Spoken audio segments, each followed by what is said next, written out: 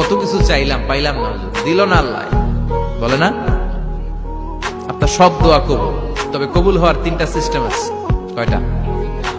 চান্দোলার ভাইয়েরা মনে থাকবে? কয়টা?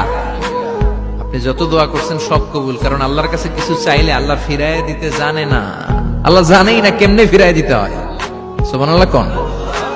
চাওয়া মাত্রই আল্লাহ বলে অ্যাকসেপ্টেড, যা কবুল, দিব দিব না এটা বলতে জানে না, চাওয়া মাত্রই বলে দিব। 3 সিস্টেম। নাম্বার 1, আপনি আল্লাহর কাছে দোয়া করলেন, চাইলেন, আল্লাহ বলে দিব, বলেই তিনি দিয়ে দেন আর আপনি খুশি হয়ে যান, পেয়ে গেলেন।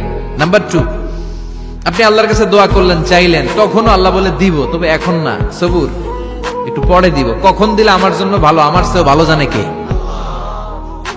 পরে দিবে।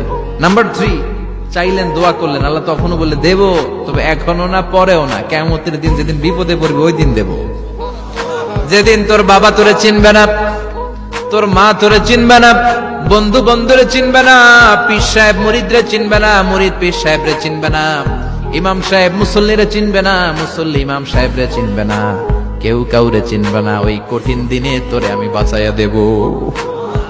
তাইলে দোয়া যা করছেন ছোটবেলা থেকে আজকে পর্যন্ত, লস হয়েছে না লাভ? লস না লাভ?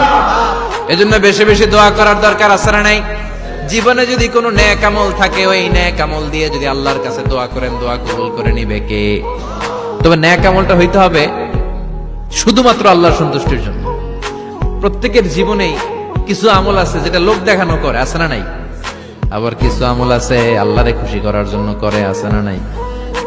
কথা বুঝতে পেরেছেন? রাত্রিবেলা যাচ্ছেন, কেউ নাই, রাস্তায় হঠাৎ দেখলেন মসজিদ, পাশে লেখা বড় করে দান বাক্স, পকেট থেকে কচকচে 1000 টাকার নোটটা ওইখানে ঢেলে দিলেন দান বাক্সের ভিতরে। কেউ দেখে নাই, দেখছে কে? এটা পৃথিবীর কাউরে দেখানোর জন্য দিছিলেন? এই দানটা আল্লাহর কাছে প্রিয়। গোপন দান আল্লাহর রাগকে কমিয়ে দেয়। সুবহানাল্লাহ বলেন।